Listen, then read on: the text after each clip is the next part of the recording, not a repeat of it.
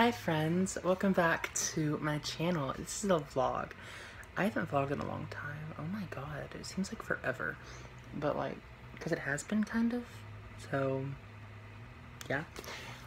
So I wanted to start off this vlog by giving you a little reading update. It's a rant I had to move. So I have been reading quite a bit the past couple months. Mostly graphic novels, not gonna lie. So I'm not gonna go into like the past month. I'm just gonna go as far back as this past week or so. Maybe 2 weeks. So currently I am reading Stalking Jack the Ripper by 𝐬𝐭𝐚𝐲. I guess that's how you say it. I have some thoughts about this book. I am about 150 so pages through it. It's, how can I say, it's okay. It's basically about this girl in the 1800s during Jack the Ripper's time in London, and she works for her uncle, who is I guess today's equivalent of an autopsy worker. So she's helping him, and then these dead bodies come in and they start stacking up, and it's just Jack the Ripper basically. And so she has to help solve the murder, and it's pretty good. I'm kind of nitpicky though.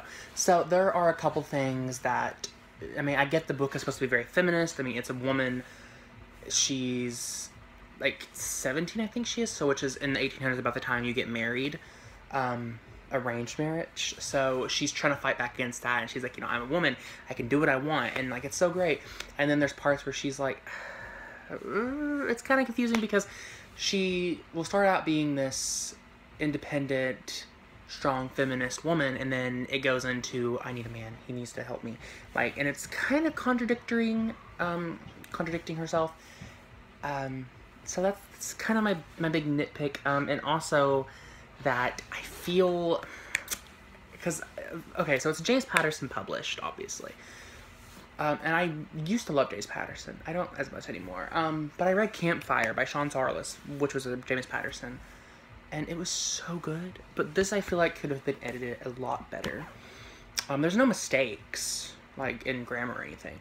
It's just the fact that I feel it could have been worded a little differently and written a little better. That's just my opinion. So yeah, Stalking Jack the Ripper.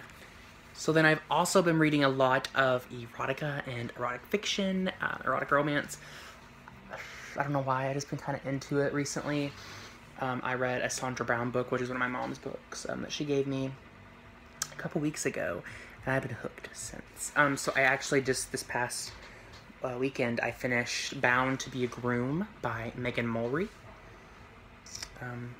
Yeah, so I gave this book, I think, 3 stars? 4? I think it was a 3. So this book is different than what I read before. I really liked it. It's historical, first of all, and this was my first historical erotic romance. I never read anything like it before. All mine are usually modern. But it's about exploring sexuality mostly. You know, there's the main, it's kind of like a love square, I guess you would call it. You know, there's 4 people, 2 women and 2 men, and they're not opposed to a polyamorous relationship. So it's different to see, because nowadays that's like normalized, but to see it in historic. Get the out of my room! I'm playing Minecraft! But it's not as normalized back in the days of kings and queens and princes and things like that. So I feel that it did a really good job of that. Megan Mulry, great writer. So it's very explicit. So it's probably more, well, no. See, I have read my fair share of erotica, and I don't like when a book is very vulgar to the point of, I guess, using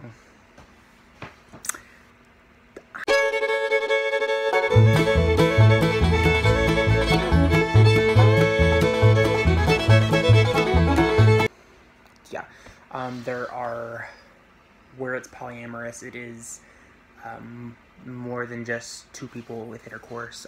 It's the exploration, that's for sure. But I think it's good, and there's 3 more in the series. The second one, the sequel, has something to do with the character that is part of the story, but she's not a main character, she's a side character. And then the other 2 are just spin-offs, so I'm probably going to read them. I checked them out from my library. You guys check this app out, I'm serious. It's great, man. So, I've been reading them off there, then putting them on my Kindle, so, yeah. And so then I also read Space Boy, Volume 1, I think it was. I just returned it, but it's by Stephen McCraney. I gave it a 4 stars. I thought it was really adorable. Nothing I was really obsessed with, but I still think it was very cute for itself. That's pretty much all I have to say about that one. I mean, graphic novels aren't that deep, so neither are, you know, comic books.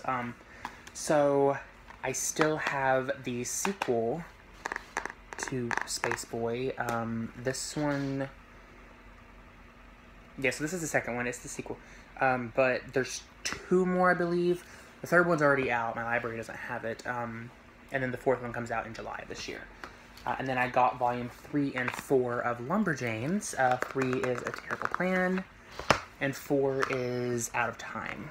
So I got those. They're pretty simple reads. Lumberjanes is really great. I think it's adorable. And then I checked out Watchmen, because this has been a comic, like it's a graphic novel. I think it was not released in comics. It may have been. But it's like so great.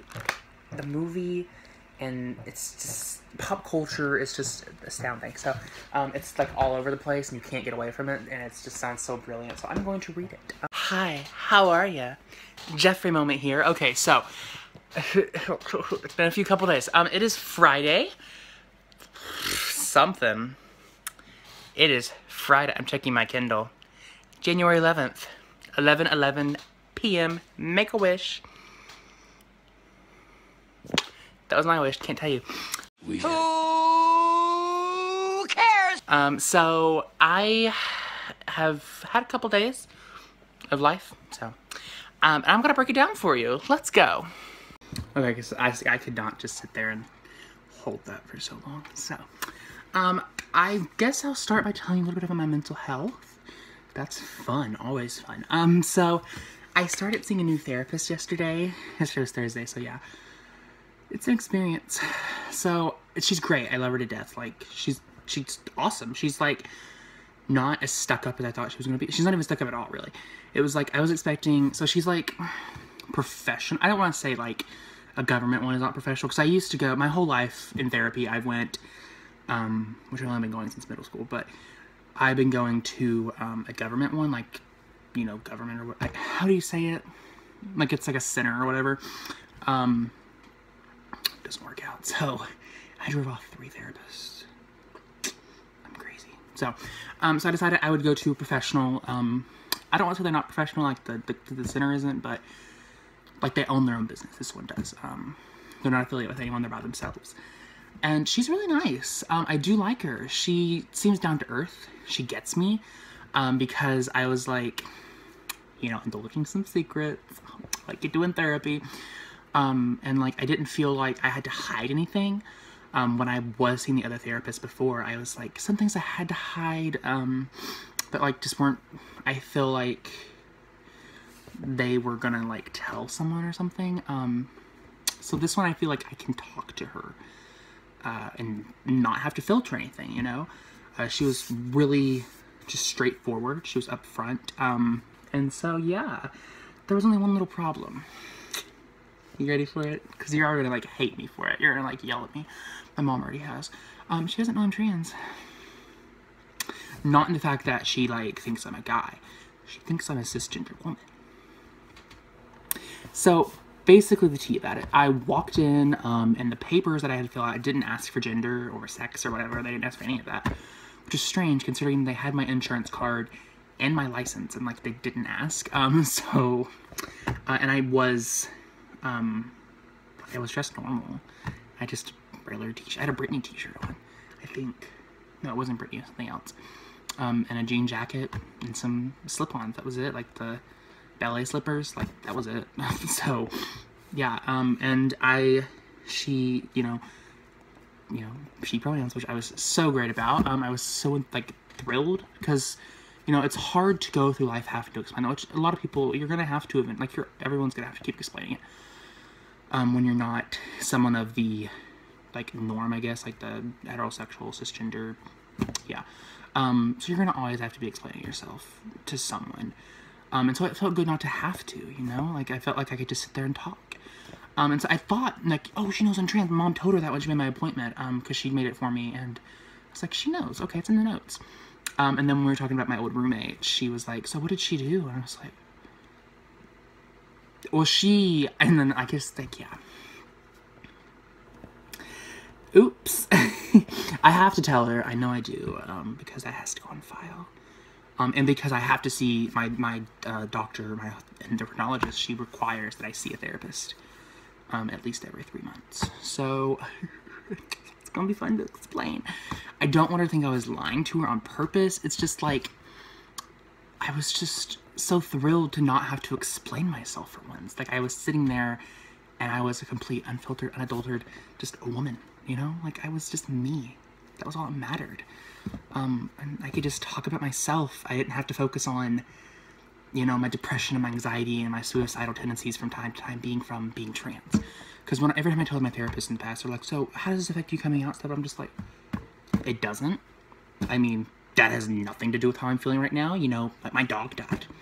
It's not because I'm trans. Like, my dog died. I'm sad. Like, that's an example. That was from when my dog died. But, yeah, so I just don't want to, like, have to lose that and have to have another therapist to just coin me as, like, an LGBT troubled kid, So, like, who knows? That's great. So, my life. And I haven't started treatment for my sty yet. I just got the medicine today. I hadn't got a chance to go to Rite Aid and get it. They're the only ones that had it. So, it's weird. I have to, like, put it in my eye down here, and then, like, close my eye and, like, move my eyeball around. It's so strange, and I'm not thrilled to try it. I'm gonna have to record me trying it. But, yeah.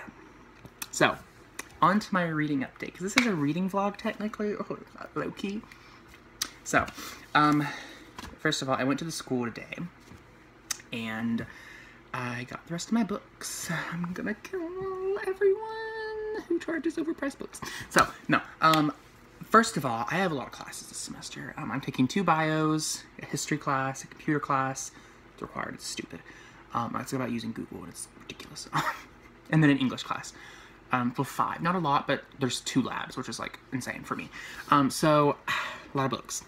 Luckily, I had, my biology book was originally $90, and I had an old friend from high school who, had taken the class last semester, and she's like, do you want it? I was like, yes, what do you got? And she's like, $10.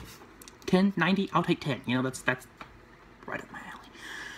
And so then, I figured out my English book, 2,000 pages. No. So it was like $90, like $80 to rent, $90 to purchase. It's not about that life. Not gonna happen. So, and he said that, like, any edition would do, but they were also expensive, no matter what edition. So I Googled it and found a PDF file of every single story we're going to be reading this semester, and so I didn't buy the book. I don't need to. He said any edition would work, so I found an online edition for free. And some of them were ebooks, but, small price to pay from $90. So, and then I had to get my other ones, though, so, I had to, so if you guys are in college, or even high school sometimes, you know the pain of labs and codes. Yeah. I'm not gonna show the code, but, like, this is a little piece of paper in an envelope with a little code. And it was $85.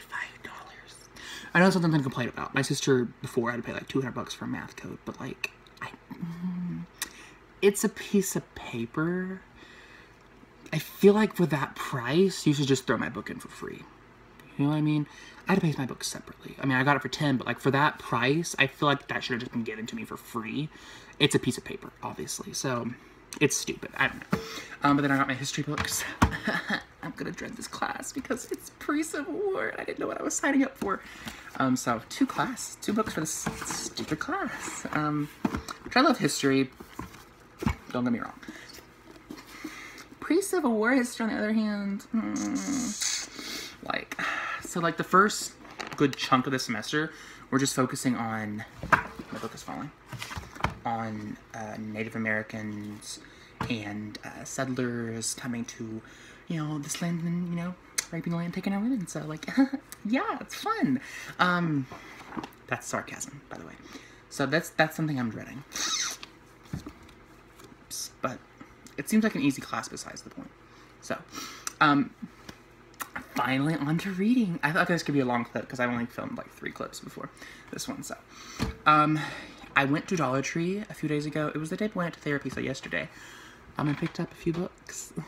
Usually Dollar Tree doesn't have good books, but they had good books this time. So obviously, you know, I'm into smut right now. Erotica. I'm so terrible. I love it so much, though.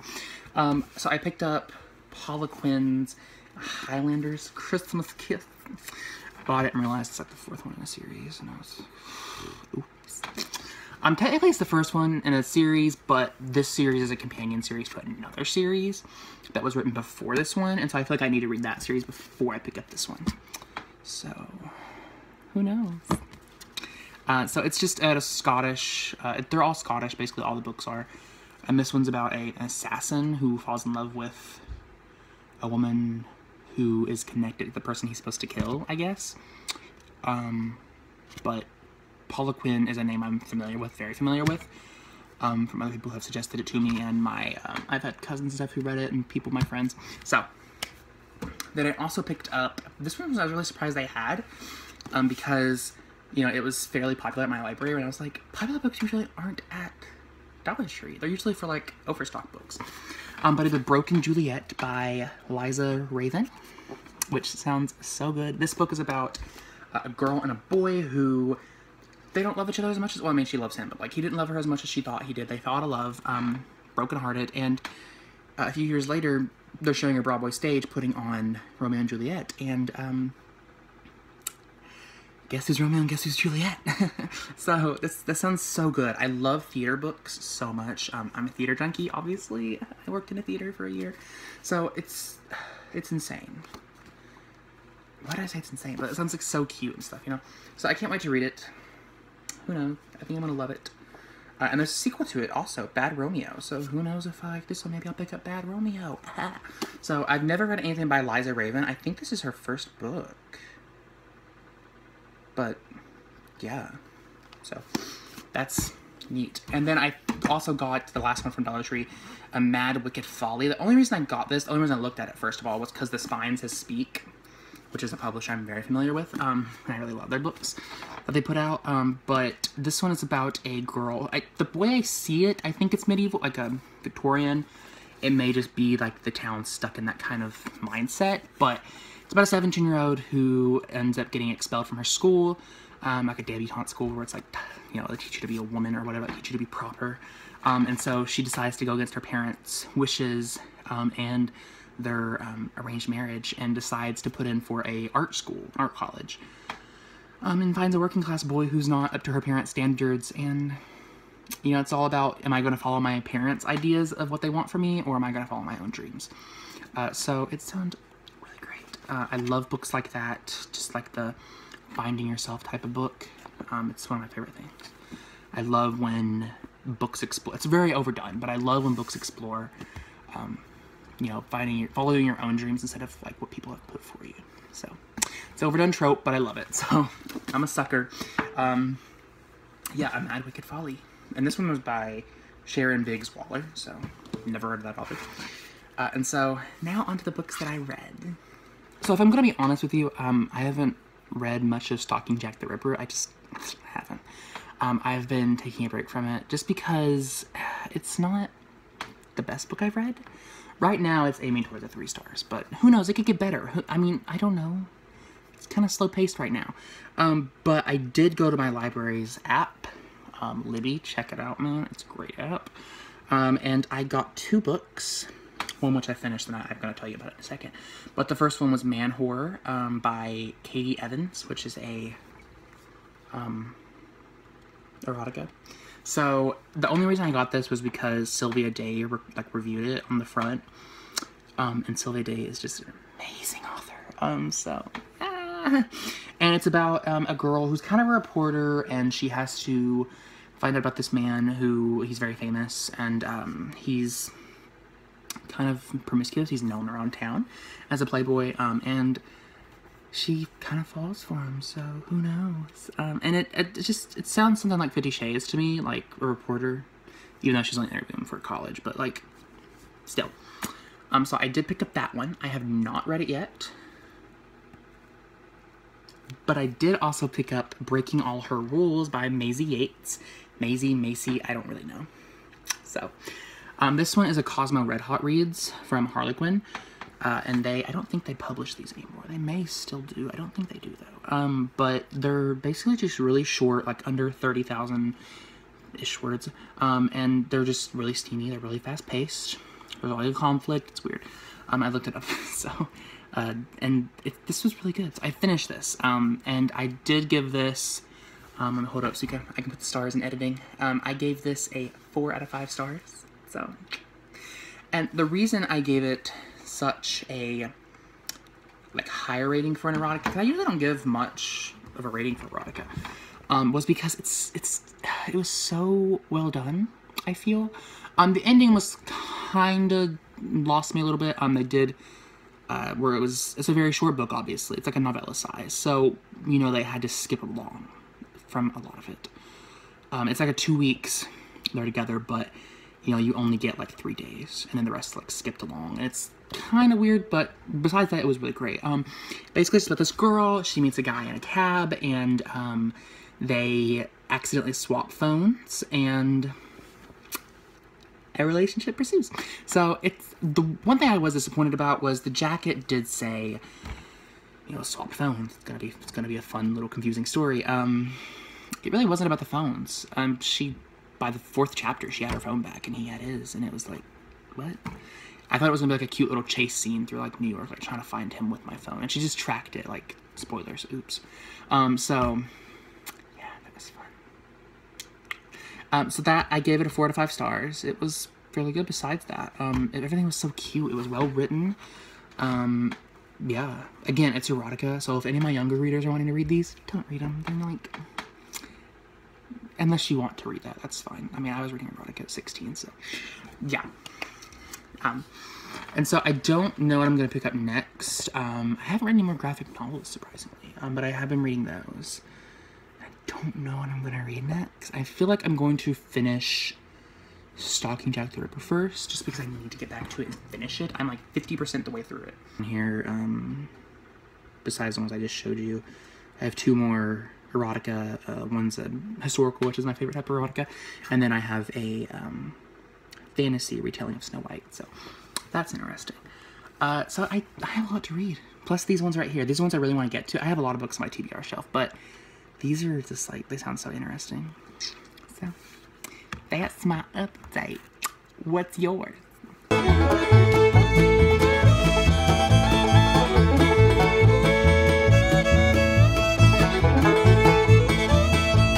Sahara, what did you just do to Mommy's plush?